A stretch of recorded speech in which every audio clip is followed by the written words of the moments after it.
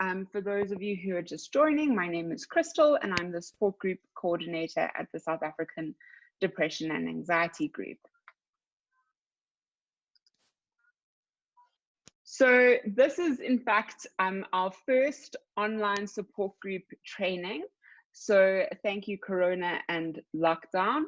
I do think that it's incredible how quickly people adapt, especially when they're forced to, and it's always a good idea to try and look at the positive of situations. So, you know, because of lockdown, we've been encouraged to look at other ways and means to stay in touch with everyone. So I'm very, very excited to be doing this training today. Just as a heads up, we were so oversubscribed to the training because so many people were interested, which is fantastic, that we will be having a repeat of this training. So if you have any friends that would like to attend, please do feel free to share my email with them. Okay, so just an overview of what today will look like. Part one, today's session is very much an introduction to who SADAG is, what a support group is, and how to get involved. For those of you who are interested in starting a support group and are successful in your application, it will be followed by several other trainings, which I mentioned previously. There will be part two, which discusses you as a support group leader. Part three will look at planning your first support group meeting. Part four will be hosting your first support group meeting. And in part five, we will create a support group. So for those of you who haven't attended a support group, it will be a fake support group where we'll just look at how interactions happen and flow throughout. I see that someone is asking how long the session will be. We will wrap up by 11:30. Yes, I will be sharing the presentation with you. I'm just seeing if anyone else has asked anything. Okay, I think that covers everything for now. So who is SADAG? What is a support group? What a support group isn't? The SADAG support group rules, who should start a SADAG support group, how SADAG supports its support groups, and where to from here. And then it will be followed by a question and answer session. But like I said, please feel free to ask me any questions during the presentation. So who is SADAG? The South African Depression and Anxiety Group is a registered non-profit organization. It's the leading voice of patient advocacy, education, and destigmatization in the mental health sector. It was established 26 years ago in 1994. Its expertise lie in assisting patients and callers throughout South Africa with mental health queries. It offers psychosocial education and training at various levels, so from support group leaders to peer counselors at a lay counseling level. We have a highly experienced team of psychiatrists, psychologists, and other mental health practitioners on our board. SADAG serves as a support network for thousands of South Africans who live with mental health problems and other associated disorders such as HIV/AIDS, TB, and substance abuse. Currently, it is estimated that 1 in 3 people in South Africa will suffer from a mental illness at some point in their life. I think that we're all very aware that mental health resources are very limited and also very costly.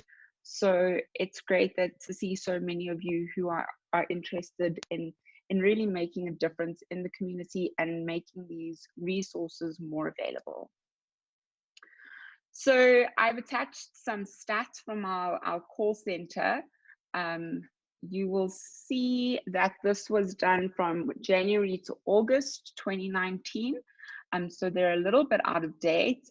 During the lockdown, we are running so we normally had 600 calls a day, and we have at least double that at the moment, because I think people are just in such dire need of help, and there's so much fear and anxiety about what is happening and what will be next and if we're safe. So the call center is based in Rivonia and Johannesburg, where we offer telephonic counseling and referrals nationwide. We also have WhatsApp counseling, online counseling. SADAG has the only suicide crisis helpline in the country.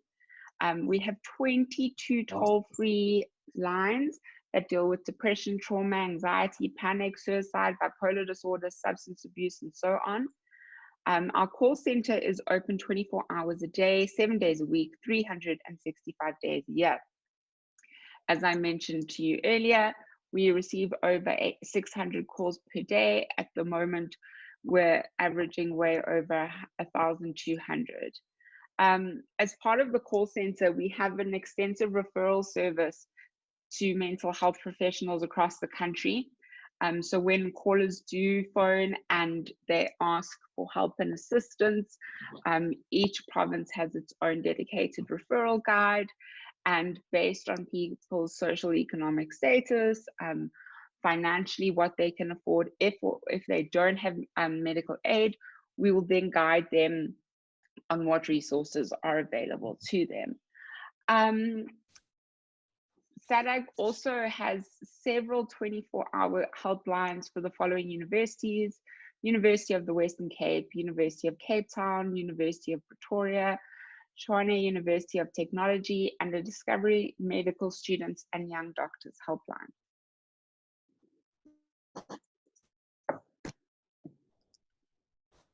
Okay, so I've sorry, I just need to seemingly mute some people. If I can ask when you join, if you can just mute yourselves so we don't get that horrible echo. Okay, so SADAG does rural outreach projects, teen suicide prevention talks, school talks, fundraising, powerful media campaigns, substance abuse programs.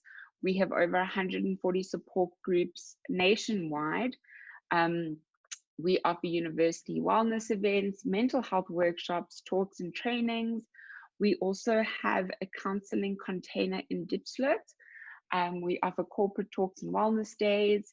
We have an initiative, or we started an initiative which is called Speaking Books, and they are literally that. They deal with different mental health problems, TB related issues, and they are made in a variety of different languages. So, so that people who perhaps aren't literate or children, there's pages as they would be in a book, but you can press to listen to the story and you don't have to read it. We also have brochures, pamphlets, tapes, DVDs. We do school outreach.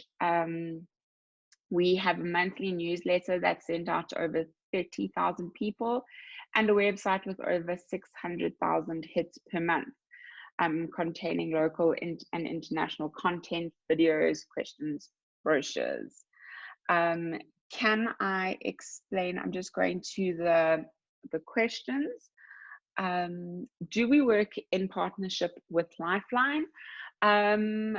We're very much separate, but whereas Lifeline offers more ongoing counseling, it also offers one-on-one face-to-face counseling. The SADAG call center is more for crisis management. So it's very much containment and then referral. Whereas, so you can't phone the call center and ask to speak to a specific counselor. Your call is assigned randomly. So that's how we differ from Lifeline, but we often do refer our callers to Lifeline. Someone has asked what the Diepsloot container is, and it's literally that. It's one of those big metal shipping containers. I think there's actually a few of them, and we service the whole Diepsloot community. I may be speaking out of turn, I'm not exactly sure, but I think that the Diepsloot community has over 30,000 people in it. Don't quote me on that number. And they host several support groups, and they also offer face-to-face counseling. They do a variety of different projects. If you do want more information on that, just pop me an email and I can explain.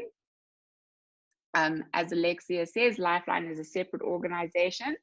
SADAG only offers telephonic counseling, where Lifeline offers both face-to-face. Thanks. Okay, I'm moving on. Okay, so I will share this presentation with you all later, and I have mentioned the different ways that you can connect with SADAG. So there are our different toll-free helpline numbers. We have the website, we have a Twitter account, we have our Facebook account, which is currently offering expert webinar chats every day between 1 to 2 o'clock. So we have experts discussing different topics, and you can join in and ask any questions that you may have. We also have the SMS line, the Cipla WhatsApp chat line, and then you can always contact me by email if you need. Okay, so what is a support group? So as I mentioned earlier, SADAG has over 140 support groups around the country. In fact, we currently have 149, and this is currently the breakdown. As you can see, there are some areas that are in desperate need of more support groups. So it's so wonderful to see so many different people from so many different areas. I'm very, very excited. So support groups during COVID-19, I'm sure quite a few of you are interested in what has been happening with our support groups. So up until the beginning of lockdown, all of our support groups met face-to-face. Many of our current support groups are keeping in touch using a variety of online platforms. So from WhatsApp to telephone calls to Skype to Zoom, you name it. But we haven't specified how they need to keep in touch. There are a lot of different considerations, such as access to data, access to unlimited data, as well as people's availability. So our support group leaders have all decided individually what they feel will work best for them and their group. 22 of our support groups have opened their doors to callers in the area, meaning that when people phone the call center and they ask to be referred to a support group, we're always going to try and match the person with the support group in their area, because hopefully after lockdown and when we can meet face to face again, we would like to encourage those people to be able to continue with their support group. Someone had their hand up. If you can just unmute yourself and ask the question.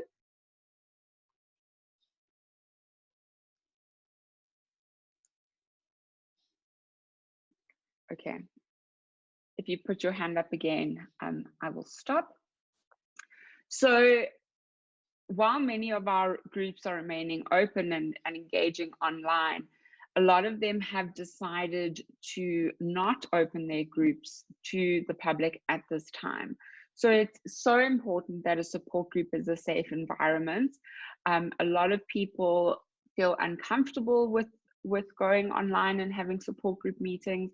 Obviously, you're sharing very personal information, and it can be quite daunting for the pre-existing support group members, for someone to join their group and they don't know them, they're not familiar with them, they haven't seen them face to face. So we've really left it up to the discretion of the support group leader and what they are comfortable in or comfortable with. And we do have a lot of support groups or people who are interested in starting support groups that are launching their groups online. But the ultimate goal is to continue face to face. Just as a heads up, if you wish to wait until the end of lockdown to start your support group, we can start preparing for your launch in the meantime. You don't have to start your support group online, and we would advise for the intention of the support group to go from online to face to face when possible and safe. Okay, so a support group is a group of people who have similar personal experiences of the same problem or life situations and are there to help each other to feel supported. Support groups foster an environment that encourages a sense of community, empathetic understanding, creates a space for mutual support, respect, and understanding, encourages equal opportunity, is safe and non-judgmental, and offers unconditional positive regard. So very much Rogerian principles. It also allows a space for sharing practical coping skills. Okay. So members of support groups often share their thoughts and feelings. They learn from other people's sharings and other people's life experiences. I can't emphasize this enough. Everyone in the support group is seen as an expert of their own life and their own life experience. So rather than just dishing out, well, you can do this and you can do that, instead you can share what you've tried and what has and hasn't worked for you. A support group isn't a teacher-pupil relationship. Everyone, including the support group leader, plays the role of both the expert and the pupil. So it's very much a neutral plane where everyone is equal. There isn't an expert and then the pupils underneath. At different points in the meeting, people will change in their roles from being the expert when they're sharing their own experience and being the pupil when they're taking in other people's life experiences. So support groups emphasize the power of listening without offering a solution. So often people just need to talk and to share. And as humans, we so often go into immediate fix-it mode. Well, you can do this, or what about this, or I know so-and-so. And this can prohibit the person from feeling heard and feeling supported, because a lot of the time they just want to share what's happening with them. Sorry. So sharing experiences enables us to give each other a unique sense of mutual support. It's a platform to collect practical information and ways of coping. Group members offer each other emotional support, and groups reduce the sense of isolation that can be associated with mental illness. I'm just going to see if I've got any questions. Nope. Okay. As human beings, we want to connect with people. Depression can sometimes threaten this. When we feel depressed, we feel alone and lonely. We feel that others can't understand us, and we withdraw from people when we need them the most. Fear of stigma and being judged often make us fearful of telling even those we love that we are depressed or suffer from mental illness. Joining a support group or deciding to set one up is a powerful commitment to form relationships with others again. So SADAG has many different types of support groups, and each serve different communities with different issues. Different factors can assist you in choosing the type of support group that you want to run, either identifying a need in your community, your own mental health journey, or a specific area of interest or passion that you may have. It is up to the support group leader to decide on what type of group they would like to run. In some cases, support groups start as something and metamorphose into something else as different people attend the group. So you may start off as a depression and anxiety and bipolar group, and a few months down the line, almost everyone in your group has bipolar disorder, and then perhaps the specific focus of the group may shift from being more general in regards to depression, anxiety, and bipolar disorder to specifically focusing on bipolar disorder. Whatever decision your group makes, it's important to keep SADAG up to date with the type of group that you're running so that we can ensure that we refer the correct people to your group. So as I mentioned earlier, we have an extensive referral guide in the call center dedicated to each province, and under each province's referral guide, there's a list of any kind of mental health and practitioner, clinic, hospital that you can imagine. And we have a whole section dedicated to support group leaders. So when a caller phones in the call center, we will obviously refer them based on the area that they're based in, and that's how we generate new people coming to your group. So some of the support groups that you can run. Okay, Rosella, you've asked which professionals can run the groups. I'm going to get to that just now. So if you have any questions, then please do let me know. So support groups can be anything from depression, anxiety, trauma, post-traumatic stress disorder, substance abuse, bipolar disorder, post or perinatal depression, support groups of loved ones and family members who have loved ones with mental illness, support groups for people who have lost loved ones to suicide, unemployment support groups, managing retirement support groups, and even support groups that focus on HIV and AIDS. But you don't only have to choose one. Some support groups just state that they're mental health support groups, and anyone struggling with any mental health related issue can attend their support group. Other support groups will pair different mental health problems. So for example, depression and anxiety, depression and HIV/AIDS, depression and diabetes, depression, anxiety, and bipolar disorder. Someone has asked if there's a size limit to a group. So you'll see later on that a lot of the advice and support that SADAG will give you are best practice, as well as general indications of what works well. So the average time for a support group meeting is normally about an hour and a half. And I'll again cover this a little bit later, but support groups needs to have equal opportunity, meaning that everyone in the support group needs to have an opportunity to speak and share and feel heard during the meeting. So if you have too many people in your group, it can affect that ability for everyone to have an opportunity to speak. So as a rule of thumb, 8 to 12 people are a nice manageable amount of people. If your group becomes too big, we can always look at splitting it and finding either an additional host, and the meeting can then run, the two meetings can run concurrently, or they can run on different days at different times. Okay. So, sorry, I'm getting a lot of questions. Which professionals can run the groups? I'm going to explain a bit later, but you don't need to be a medical health professional in order to run a support group, but I will cover that in detail. What about schizophrenia? Does SADAG deal with calls about this? So SADAG deals with calls literally about every single topic.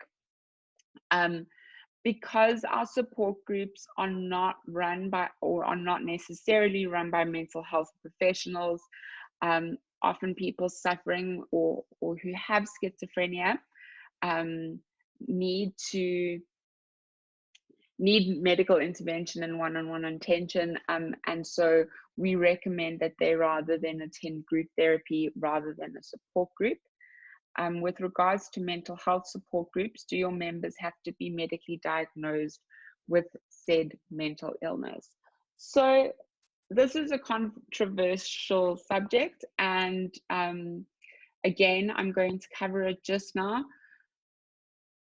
There are some groups that you wouldn't need a medical diagnosis for to attend. So for example, the SOLAS groups, survivors of loved ones of suicide, they just need people who can relate to what they've gone through. Often there's a lot of shame associated with death by suicide. So in those cases, no, you would use the group as you needed it. People who have children who have passed away, and the support group focuses on them. Again, you may not need a mental health diagnosis to join. However, because support groups don't need to be run by mental health practitioners, they are never the first line of defense. So we would always first encourage people to go and get a mental health opinion, a mental professional's opinion. That's not right. A mental practitioner's opinion, so that if they do need professional help, that they can receive that first. Okay, so mental health does not discriminate against race, gender, social economic standing, age, or religion. It is something that most of all of us are affected by, be it personally or through a family member or loved ones. There are an incredible diverse group of people who can attend SADAG support groups. As mentioned above, there are many different types of support groups, and these groups offerings extend beyond offerings focused on the patient or mental illness sufferer. There are groups dedicated to loved ones and family members of people with mental illness, as well as groups dedicated to the unemployed, those suffering with trauma and post-traumatic stress disorder, as well as caregivers, to name a few. So the frequency and duration of support groups. Support group meetings can be held monthly, bi-monthly, or weekly, depending on the availability of the support group leader and the needs of the group.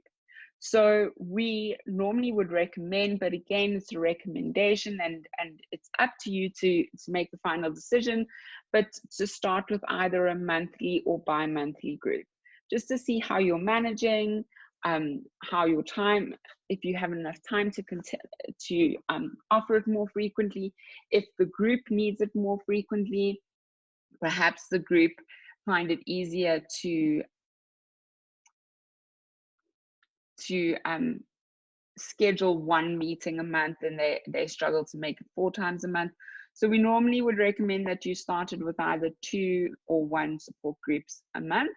And then if you do wish to increase or decrease, we can change it. The recommended duration of each meeting is approximately an hour and a half.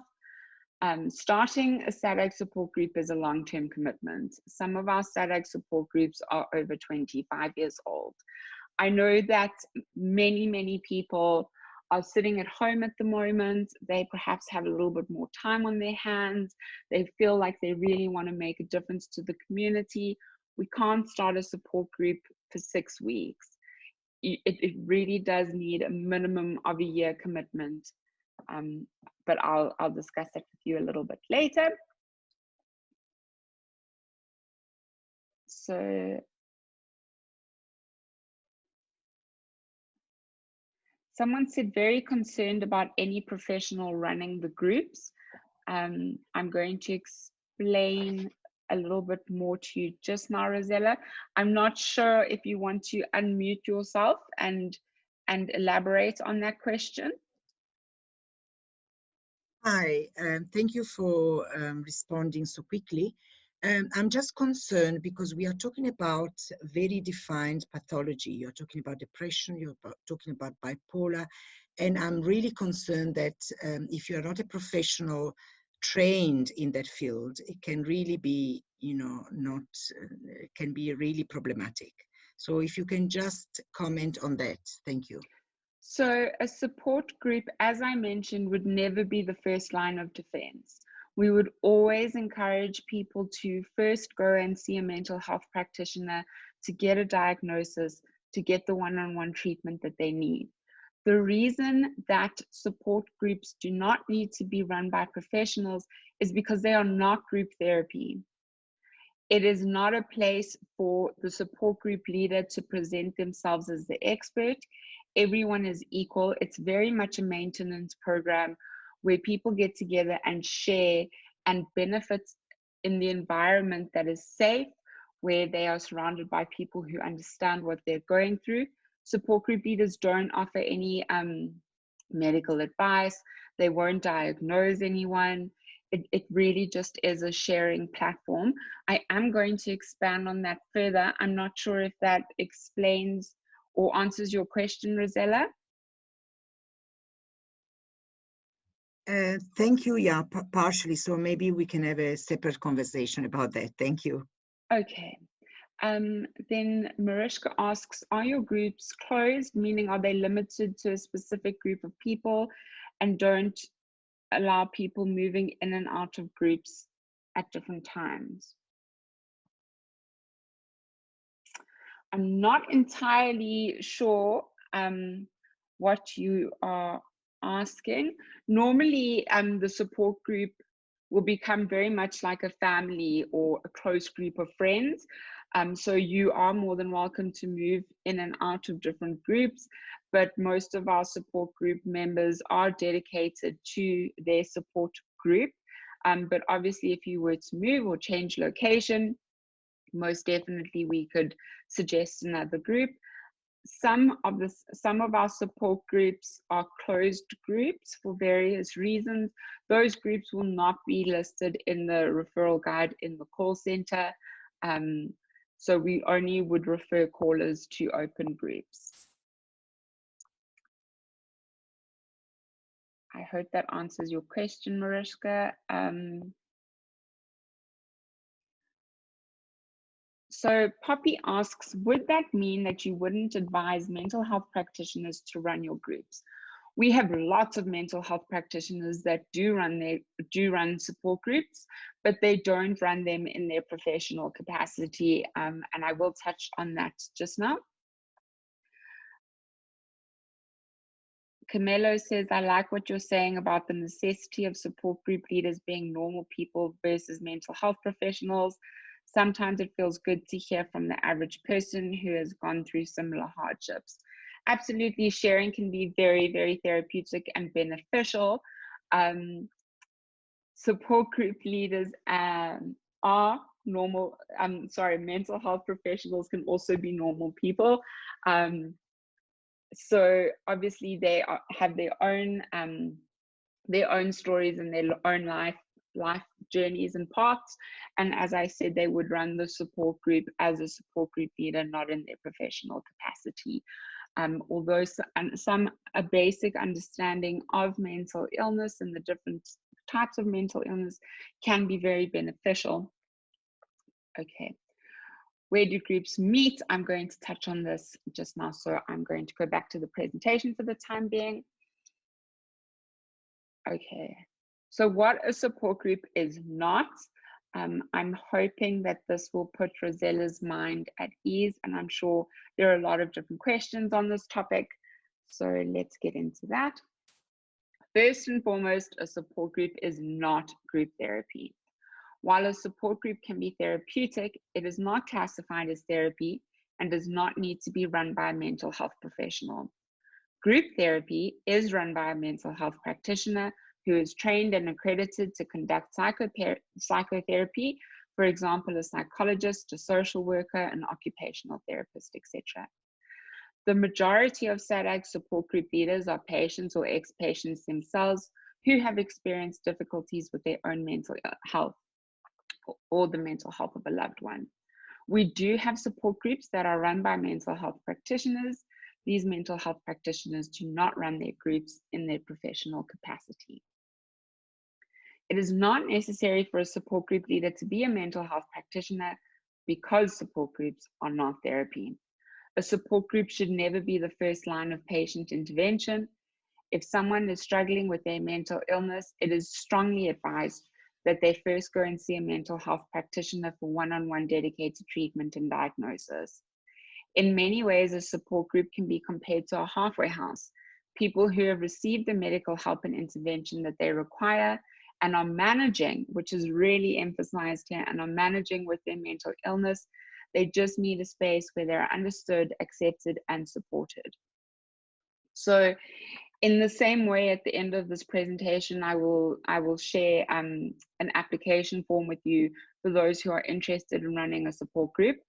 When people call the support group when people call the call center and specifically say, we want to join a support group, or we want to start a support group, there's quite an extensive evaluation and set of questions that are asked. Again, our support group leaders on the whole are not mental health practitioners, so we would hate to send them a caller who really does need mental professional intervention, because the support group leaders aren't trained or equipped to deal with that. Okie dokes. So important to remember, I know someone asked about this a little bit earlier, A person with depression and or anxiety does not need to be on medication to join a support group, but should have been diagnosed by a professional and gone for treatment. We want to make sure that they know exactly what their condition is and that they seek the medical help first. A person with bipolar disorder, schizophrenia, or borderline, etc., should only be advised to join a support group if they are coping with their mental illness on medication or treatment and have discussed joining the group with their doctor or therapist. In as much as a support group can be therapeutic, if a person joins or starts a support group prior to being ready to do so, support groups can be very overwhelming and a triggering environment.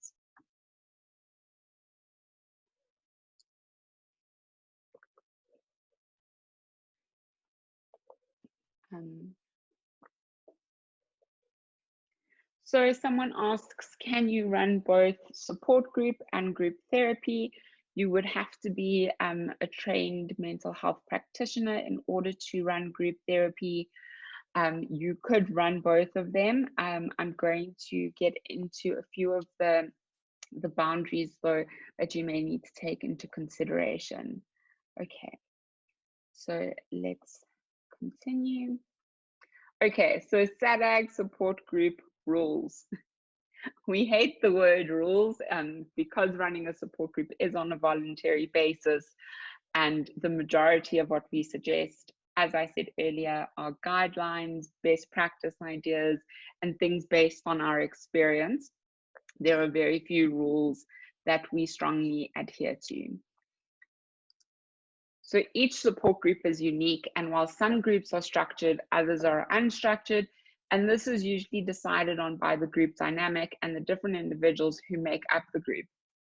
As I said earlier, everyone in the support group is equal, so often when deciding things like the duration of the meeting or how frequently the meeting is run, or will it be a group conversation, or are you going to have a specific topic and agenda each week?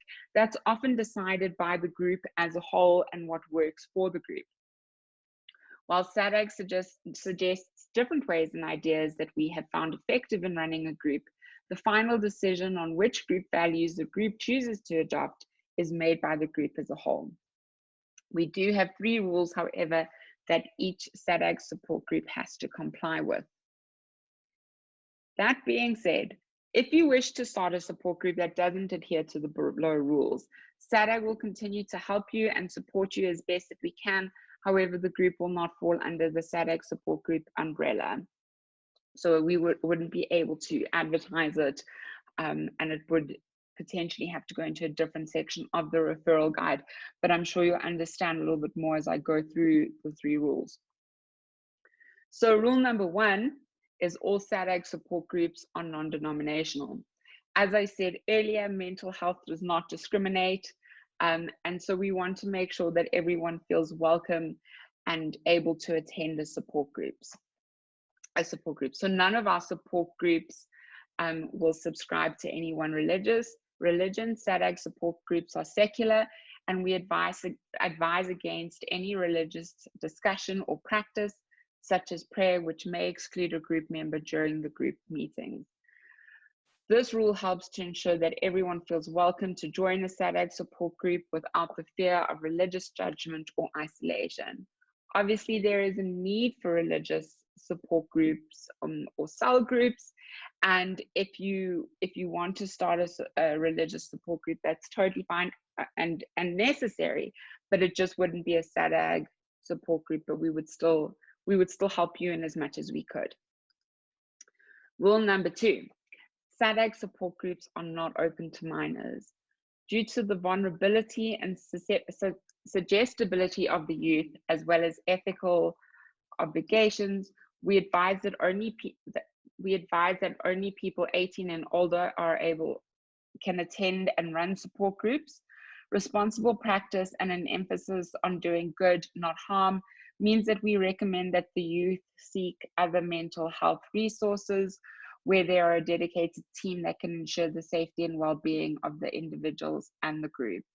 While we understand that there is an important need for mental health support, sorry, my window's getting in the way, mental health support for the youth, there are several important factors to consider when hosting a support group for minors. Police clearance, consent of both the child, the school, the parent, confidentiality. What if someone was to be a risk to themselves or they wanted to hurt someone? What would you kind of do with that information? As well as a support group leader who is perhaps not a trained mental health practitioner, how, if you don't have resources available and referrals, it could result in concerning situations. I'm just going to quickly check the chat again. So someone asked in regards to the non-denomination, Stefan asked, would that mean not using a hall at a church in order to maintain a secular SADAG group? So often a lot of our groups are held at church halls, but it is emphasized that they're not religious groups. But churches often are able to allocate some free space to host regular meetings. Yes, the presentation will be shared with you after the meeting, as long as you submit the evaluation form so that I know to send it to you. Okay, so rule number 3, one cannot profit from a support group. So this is going to kind of answer that question earlier when someone said, can you run group therapy as well as a support group? You can, but they would need to be made of, or need to be comprised of totally different individuals. There couldn't be an overlap. So SADAG doesn't have the funding to pay their support group leaders, so running a support group is purely on a voluntary basis. SADAG support groups are free of charge, so no one can charge members to attend. If you are a mental health care practitioner or life coach, you can't see your support group members in your professional capacity, and you also should not recommend that your clients or patients join your support group, as this can create an ethical dilemma in terms of dual relationships. Okay, I'm just going to see.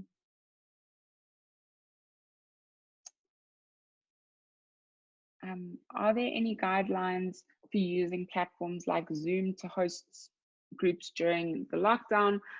I think that everyone is aware that Zoom's privacy has come into question. So you can make it a closed group. You can require people to use a password to enter the group. You can definitely use Zoom, but just be aware, or Skype or WhatsApp group chats, just be aware that it is quite data heavy, and this may affect some of your members' ability to join. Okay, so who should start a support group? Running a support group is a considerable responsibility and shouldn't be taken lightly. When thinking about starting a support group, please consider the following. Support group members become very dependent on their support groups. Future plans and goals. This means if you know that you're going to be immigrating in the next 6 months, don't start a support group. If you know that your husband or yourself has gotten a promotion and it's likely you'll have to relocate, don't start a support group. If you know that you're going to move from Johannesburg to Pretoria, don't start a support group. You really do need at least 1 year availability minimum. Current responsibilities and available free time. While it's incredible that people want to help and do good, often we can bite off more than we can chew. So look at what you have on your current responsibility list. If you're studying, do you have children? Do you have a full-time job? What are your other hobbies? What are your other commitments? Just to make sure that you do have enough time to dedicate to the group. Consider why you want to start a support group. Do you want to start a group or join a support group? Pay careful attention to your own mental health. You can't give if your cup is empty. We'll often have callers phone in and they've recently been to a psychiatric clinic, and they've done the 21-day program, and they're feeling so much better. And the support groups and group therapy and different sessions that they've had have been so helpful, and they just want to reach out and help people around them because they didn't have the help that they perhaps needed before they went into the clinic. Not everyone has the resources to go to a clinic, so they decide that they must start a support group. You need to make sure that you are managing with your mental health, and you have been managing with it for at least 6 months before looking at starting a support group. I said earlier on, support groups can be a lot of responsibility, and they can be a triggering environment if you're not ready to join them yet, because instead of it being a sharing platform, it can feel overwhelming, and like everyone in the group is sharing their negativity with you. So please do be cautious. We are always considering the well-being of both the support group leader, the support group member, and the group as a whole. Support groups at times can be a triggering and draining environment. Is this the best fit for you right now? If you've been struggling with your own mental health recently, rather give yourself a decent amount of time to heal.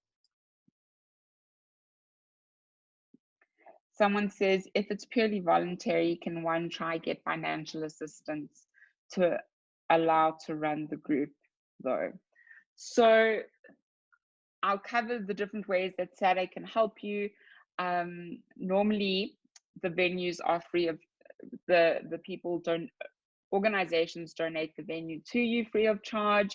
There are ways that we can help in getting sponsorship from like the local Pick and Pay for tea and coffee. Otherwise, we suggest stockfels or taking turns in the group for tea and coffee, but there shouldn't be a financial implication or restraint to run a support group.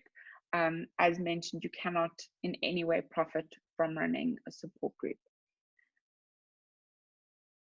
Will there be debriefing sessions for leaders? Yes, there are. I'll cover that just now. Okay. So a support group is a non-judgmental place for everyone to meet, and therefore needs to be free of discrimination. Everyone has their own opinions that could affect the amount of support that they give other group members. You need to be aware of your own biases. Ask yourself, would you be open to talking about any issue related to mental illness, including different therapies and alternative healing, LGBTQI+ issues, substance use? Do I have biases against different cultural backgrounds? Can I put my biases aside for the benefit of the entire group? As I said, you don't know who's going to attend your group. So you need to be open-minded and accepting to be a support group leader. Another great way to run a support group and also to lessen some of that responsibility is to consider co-facilitating a support group. Support groups can be hosted by either a single support group leader or by 2 support group leaders who work together as co-facilitators. Co-facilitation can be beneficial to both the group member and the support group leaders. So it's capitalizing on diversity. So if my strength is perhaps talking and your strength is observing, it makes quite a nice balance. It helps with accommodating large groups so that when your group does become or can become too big, you then can separate the group, but you would have started together and so built quite a nice strong bond and support system. Modeling the way that the support group leaders interact with each other can be a really good indication to the group on acceptable behavior. Let's try that. Partnering in the process, so you don't feel like the responsibility and the onus lies on you. The stability and longevity of the group, meaning that if one of the support group leaders does have to move or can no longer do it due to new responsibilities. The group can continue because it started with 2 leaders. Relationship building, running a support group with someone can often lead to very strong friendships. It helps you balance each other. It allows inclusion, and it also creates a space where you have someone to debrief with, to kind of reflect on the meeting, how it went, what perhaps could have gone better, what to do if you have a problematic group member. Okay, so how SADAG supports its support groups. So SADAG supports its support groups in a variety of different ways: advice and support, securing a venue and referral letter, a support group launch pack, media awareness, guest speakers, reminder SMSs. So every week, or however often you run the group, I can send an SMS to your group just saying, hi there, don't forget tomorrow's support group meeting will be at 10 o'clock and we'll be covering this topic. Materials, SADAG can send you brochures, handouts, flyers. We also give you access to other support groups. So if you've never attended a support group before, or if you want to experience what a support group is all about, or if you're struggling with the way your support groups run, we can put you in touch with other support group leaders, and it creates a great networking opportunity. You'll receive the SADAG national newsletter, and we also have a specific support group newsletter that goes out regularly. We invite you to various training opportunities. We also offer debriefing, and we will list your support group in the referral guide. So I'm going to take you through the process a little bit. So normally what happens is we would do we would first have a telephonic chat, and then we would do a screening. And if you and I felt like it was a good fit, you would then fill out an application form letting me know when you want to start your meeting, what your meeting's for, how often your meeting will run. And then I will design posters and flyers and leaflets specifically for your group, which you will approve. And then I will send you a launch pack. Obviously, I can't do this and I can't operate as usual, but I will design the posters and leaflets and flyers for you and send them to you, and we can distribute it digitally.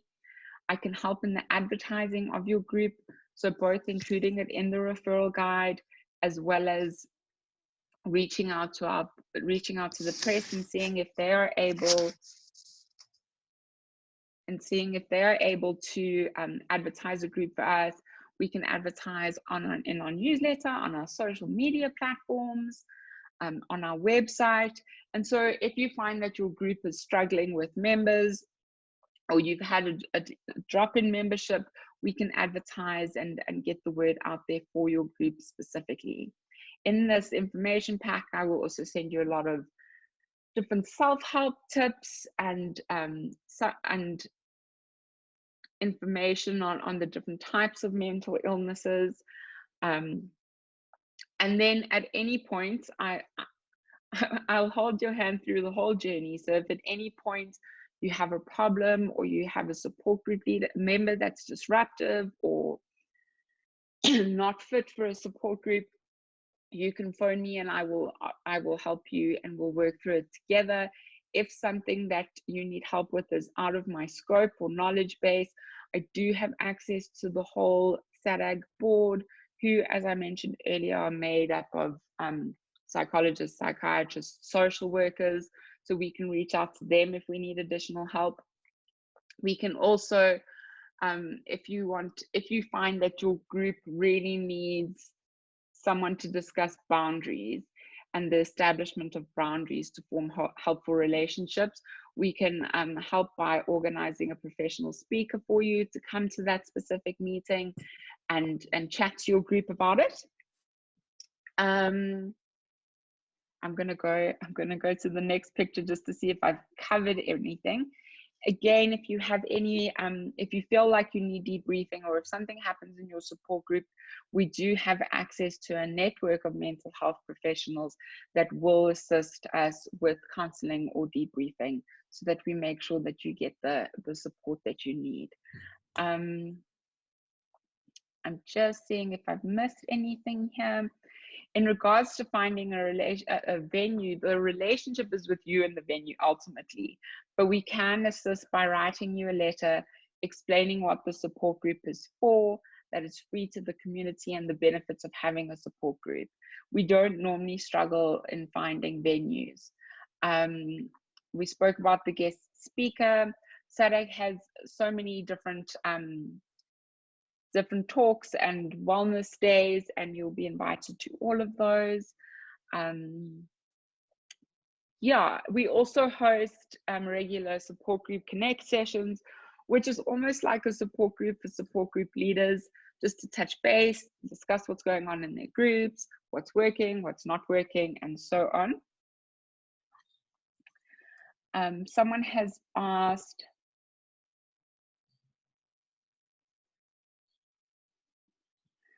can I link the support group to my already active online support group, which is a registered NCP?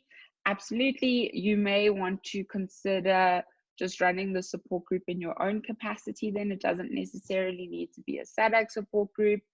The training should hopefully allow you to decide which way you want to go.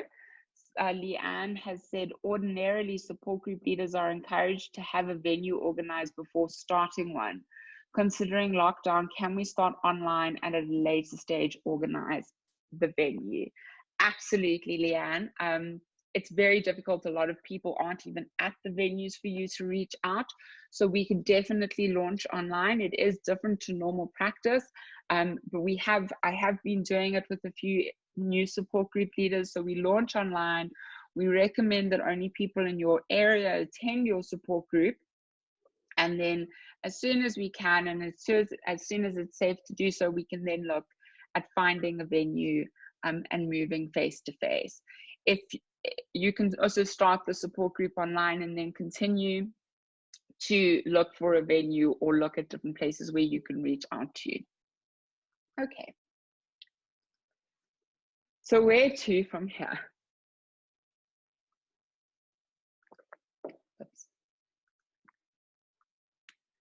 So we will definitely do a Q&A, but thank you and congratulations on attending SADAG's first support group online leader training. I hope you enjoyed it, and please do share any feedback that you may have. We can definitely always learn and are open to any suggestions, so please do let us know. I did say at the beginning of the talk, but for those of you that may have or who may be a little bit late, please after we've answered the questions, please complete the online survey. It's going to be very helpful to me in terms of tracking who attended and who is interested in proceeding. And then if you do wish to continue and start a support group now that you have a better idea of what a SADAG support group is, can I ask that you fill out the the application form. The application form is considerably longer than the online evaluation form. The online evaluation form is only going to take you a few minutes. So take your time to fill out the application form. I don't need it today. I don't need it tomorrow. Whenever you're ready, you can send it to me and we can take it from there. I also mentioned, before we go to the questions and answers, I also mentioned that this is part 1 of a 5-part training series. But we do find that when we explain what a SADAG support group is, that a lot of people realize perhaps it's not for them right now, or they thought it might be something else, or they need to financially profit from what they're doing. So it's not a problem if you don't want to continue. This was really very much so an introductory session, and then we go into more specific support group leader training from here onwards. So once you have submitted your application, I will then be in touch with you. Okay, so I'm just going to ask Pietri, will you please post the evaluation link? So you'll see Pietri's already posted the support group application form, which you can click on that link there. And now she's just pasted the evaluation form. So if you could fill that out, that would be really, really helpful. I'm just going to check if you have any questions. Otherwise, feel free to unmute yourself and ask away.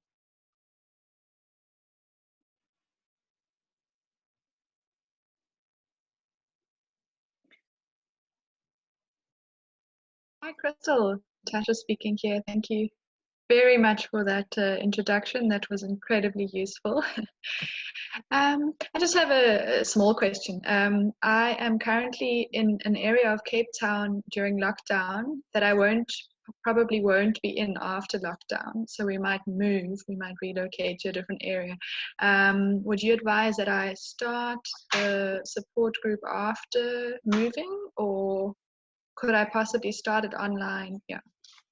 So I would recommend, if you know where you're going, then you could potentially start the support group online for the area you're moving to now. Yeah.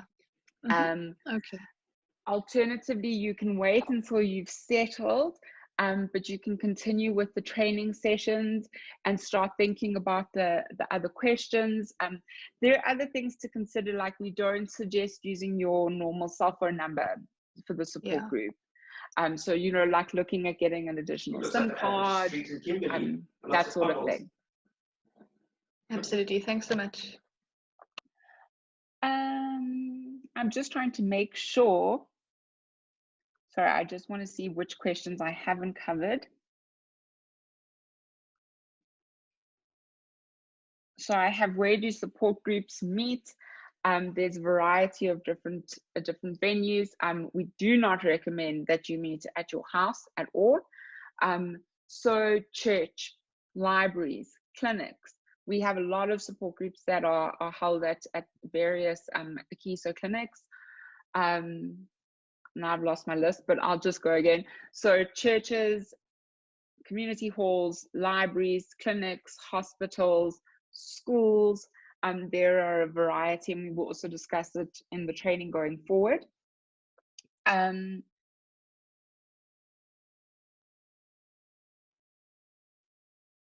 the document be shared? No problem. Just please fill out the evaluation form and I'll be able to share it with you. Are there any guidelines? We covered that.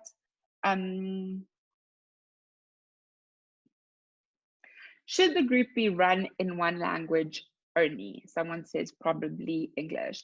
I would recommend running the group in whatever your mother tongue is.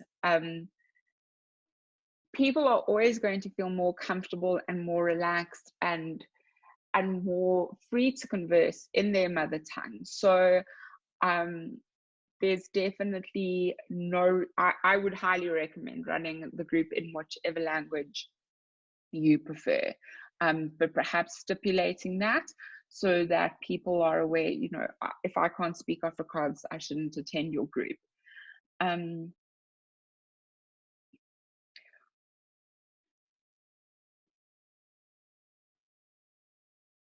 Are the support groups listed online, or does one have to go through the helpline in order to be referred to one?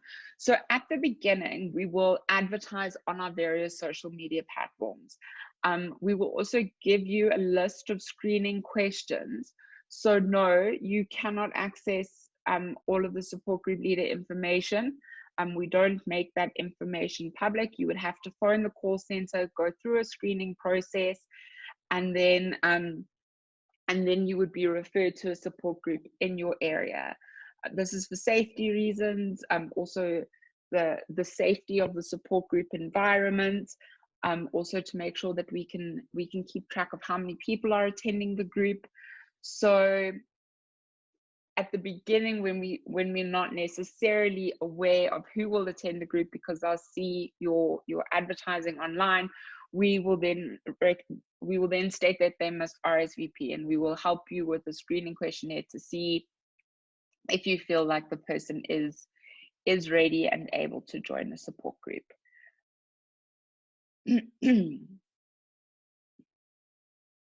Are support group leaders encouraged to share their own experiences and difficulties?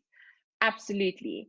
Again, the support group leader is not the professional of the group. Everyone is equal. And so the support group leader and the way that they share and interact is also going to be indicative to the rest of the group of how they should share and interact. So if they feel understood and they feel like the support group leader is being open and honest and sharing, it is likely that they too will be more likely to engage and feel comfortable within the group. Can you do the training without necessarily starting a SADAG support group? Yes, it's fine. Please be upfront and just let me know. It's not a problem at all. Like I said, we realize that there are a need for a lot of different types of groups, and perhaps you wanted to host a religious specific group. That's fine. We'll help you as much as we can, but just do let us know, and we wouldn't be able to advertise it as a SADAG support group. Okay, so we've posted the links here. Thank you so much. When we talk about online, which platforms do you advise? Again, so dependent on the type of group that you're hosting, where you're based, what platforms people will have access to. So with some of our support groups whose members can't afford data, it's just text. They're just chatting on WhatsApp at the moment and communicating via WhatsApp and offering support via WhatsApp. Some of them are communicating via voice notes. Like I said, some people are using house parties, Skype, Zoom, Facebook. I would, where possible, obviously, being able to see someone creates a different type of environment. So where possible, platforms like Zoom, House Party, Skype are great, but they aren't available to everyone. When will part 2 be done? Well, that is an interesting question. It will be done as soon as possible. Because like I said, we've just had such an overwhelming response to this. We have to host this session again, and then we will get people who attended this session and the next session, and then we'll continue with part 2 with everyone together, so that we're not doing double the training. And also I need to go through everyone's applications, so I'll kind of have an idea when I've received the different applications. So someone says, how often do you offer the training in case now is not the best time to offer support group? So for example, just prior to lockdown, we'd actually set up a support group face-to-face training in Cape Town. Obviously in Joburg, I can meet with you face-to-face and it's easy, but we wanted to reach out to the community in the Western Cape. And so I was supposed to go there to host this training. Unfortunately, I was not able to because of lockdown. So I can do this training one-on-one. These sessions are recorded. So whenever you are interested in running a support group or getting involved, I can always speak to you then. You don't have to participate in the next 4 series or sessions. It's very much at your discretion, and I can talk you through it on the phone. The answer to your question is that I'm always available, so it's not like you have to attend a specific training, and the training is hosted normally on demand. is there some sort of certification you get after attending all the SADAG training?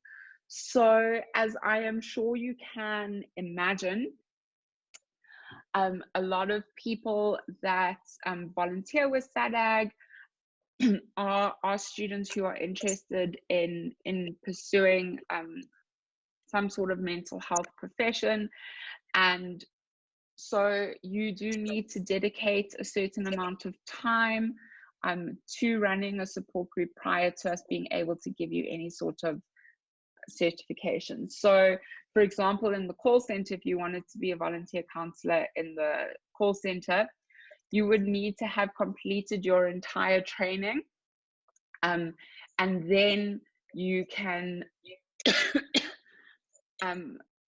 and then you have to volunteer at least once a week for 6 months in a dedicated shift before we can write you any sort of referral or reference letter. And similarly with this training, you would need to have been running the support group for at least 6 months prior to receiving any certification. We also need to, like I said, ensure the safety and the security of the support group. So it can be challenging when people are looking to volunteer for a referral or a reference on their CV. And we need to, like I said, protect the group members. So there is a commitment, a time commitment. So you would need to actually run the group for at least 6 months before we provide any certification. And again, it would just be a SADAG certificate. Okay, a lot of you say you need to go. I have a few more minutes, so I'll just see any other questions. I know that session was specifically to start a support group, but I'm currently interested to be a volunteer within the area of Johannesburg. What process should I follow? Kotsi, if you could indicate that on your application. Otherwise, I'm going to ask Pietri just to write the email address. You can email Senzikile, so that's Senzi, S-E-N-Z-I, and her email address is volunteer@sadag.org, and she can take you through all of the requirements and how to go about applying to be a volunteer in the call center. Otherwise, pop me an email and I will forward it on to her.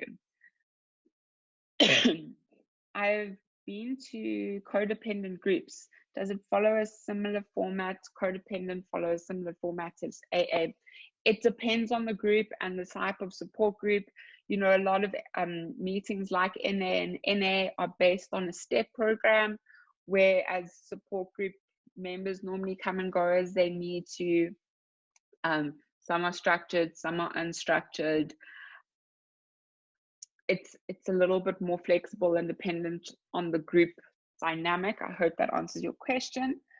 And Tando said, I'm speaking about your own personal experience. Oh, sorry, in speaking about your own personal experiences, are you allowed to share CBT techniques that help or helped you, or does that border on group therapy? I think that you can share, for example, if mindfulness helps you, or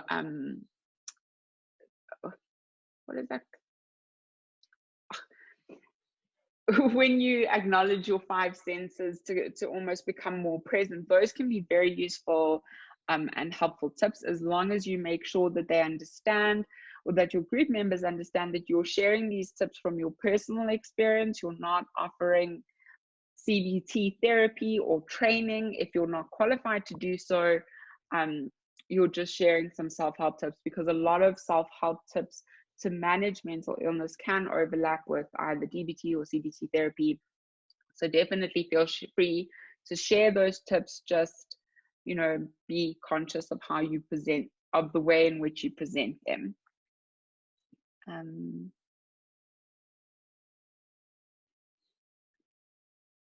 just seeing if there are any other questions, sorry.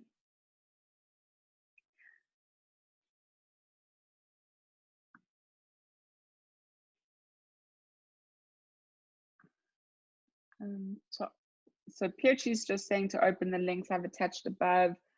Please copy and paste them onto your browser. Great. Thanks so much, guys. Your feedback has been really awesome. I think we're pretty much bang on time, but we do have 10 minutes. So if anyone has any questions that they want to ask me, please do feel free to speak.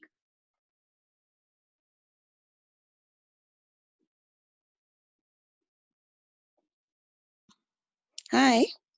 Hello. Hi. I'm just wondering, well, thanks for the presentation. It makes much more sense. I'm just wondering if I'm losing my question. If you're running a support group, you said you can attend the training even if you don't want to be SADAG member. Am I right? So it doesn't need to be a SADAG support group, but you would still need to fill in the evaluation form, the application form. And then you could continue with the training if your application was successful. But no, it doesn't need to be a SADAG support group. Okay, so let's say the reason I'm the one that asked about financial assistance, because let's say now I'm living in the suburbs, but I have identified the need in the rural areas, which will require me to travel there and give support, obviously, to people that don't have access to mental health, which is where my problem is. And my thing is, then, if there is no way of getting that help from myself to get there or to be able to manage that, then if I'm not a SADC registered group, can I then find means to support that or to sponsor that or to fund that activity? Because in the where we are, or in the suburbs or wherever we are, people have some sort of access, whether online, whether they have medical aid or they're working. But where there's a great need, which is in the rural areas, then there isn't no access to data, as you mentioned in the training, and there is no access to people actually going to those areas. Therefore, then there's where the need is. However, to run that, then one needs support then to be able to do that as well. So one of the great things about starting a support group in the area where you are based is that it's likely that you will have a more in-depth and authentic understanding of the problems that are in the community. So perhaps you could look at identifying someone you think may be a good support group leader who is already based in the community, that could then organize a venue in a church hall, and it wouldn't necessarily require transport. I'm not sure. I think it could potentially be challenging to get funding if you are not a mental health practitioner. But you could definitely try, perhaps looking at ways of looking at starting your own NGO or MPO, or reaching out to people who may be interested in funding you. Does that answer your question? I think yes, but I get the point where you say it's more it's better if you start where you are because you understand. And then precisely that's why I feel I understand where I come from, because I come from those rural areas and I've moved where I am. And so Right. I have a constant communication with those people that I left there. Let's say now, for instance, for my family and everyone else that's around there. So I'm still in contact with that environment, even though I have left it. So it's more of giving back to where you come from and to where. So that's where the issue is like now I'm a registered counseling psychologist, which the reason I registered that was because I knew there was a great need. However, because of this whole thing of funds and everything, we still leave people that actually need their help. And which is why when we applied, we're starting to give, that kind of assistance to people who can't access it. And yet, then we're hindered by those things that we can't then go back. Then we end up giving to the ones that have access. So that's where my problem is, that it always ends up, I mean, SADAG is doing a great job, but to access it, you have to be a person that is knowledgeable about it, that knows that they exist, which people from my environment, from my area, from where I come from, don't even know that there's such wonderful help, which is where my problem is. So what we are trying to do, and obviously we're an NPO, and so we also have limited resources, but what we are trying to do is do focused training in areas where we are in desperate need of support groups. So we go to those areas for the training and conduct a very similar training session to these. So for example, last year we were really lacking support groups in the Soweto area, which is obviously a very big area. And so we hosted a training in Vernac in the area that people could then attend. And you know, there's almost this double-edged sword, because I obviously didn't know that you came from that area. I'm making assumptions and just pointing out things that may be relevant to other people as well. And obviously Yes. you have a mental health background, which some of the other support group leaders may not have. Part of joining a support group is that you're in an environment where people are from similar situations. They have similar resources available to them, and part of the benefit of the support group leader coming from the environment that they're in is that the other group members will also see them as equal. You know, perhaps if you came from a more privileged situation and we're trying to help a less privileged situation, those support group members could be at risk of feeling like they were less than. Mm-hmm. I hear you. Yeah. But at the same time as saying that, you know, we do have support group leaders that do go into areas where they have identified that there is a need. You don't have to be in the area that you have your support group. You can travel if that's what you want. Again, if you can secure the funding, it's also different because you are a mental health practitioner. So the chances of you securing the funding may also be easier because you're qualified to conduct therapy.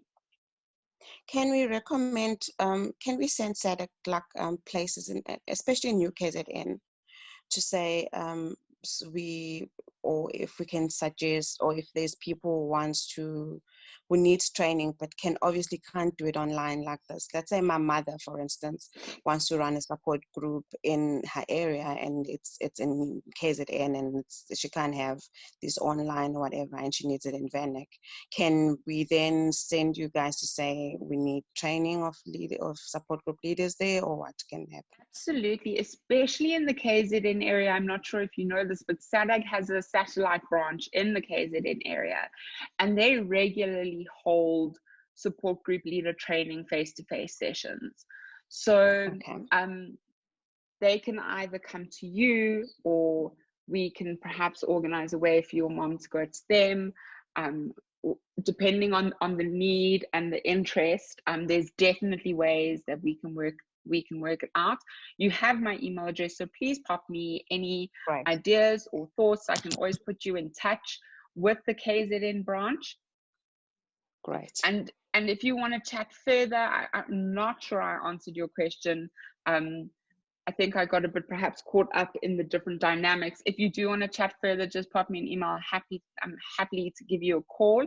I just quickly want to look at the rest of the questions because we are almost out of time. How do we get access to the speaking books? You can email me. I'm not entirely sure how they are distributed. It's not in my domain, so I will get information for you on how to go about that. Do we have specific training for group therapy? No, we are not. it's out of our scope. When we for example, I'm not a mental health practitioner, so we don't do that training. Can I give you a list of groups in the Kempton area or any area? You would have to phone me. I'd need to find out who the group was for. If it was for you, we'd have to go through a screening, and then I would look at which group was best suited to you, or a counselor could do that. So feel free to contact any of the counselors at the call center if you are asking for groups in your area because you want to be put in touch with them, so that you can perhaps brainstorm and network to start your own group. Please pop me a mail. Someone has said, please send a list of current groups in the Western Cape. Again, I can't do that. We do need to do a screening.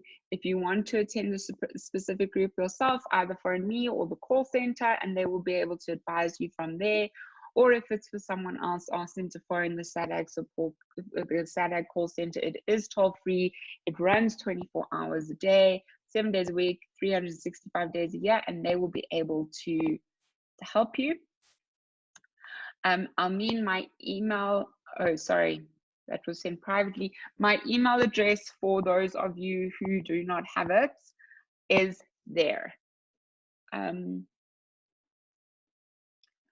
Okay, cool, guys. Unless there are any other questions, I'm going to wrap up. Does anyone have anything else they want to ask?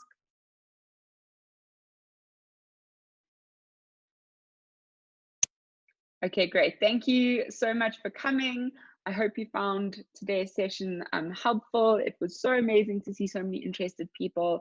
You have my email address, so please do shout if you need me. I'm so sorry if I missed your messages in the chat. It can be challenging presenting and looking at the same time. I didn't mean to ignore anyone's questions, so if you do have a question, pop me a mail. I can give you a call. Thanks so much. Keep well.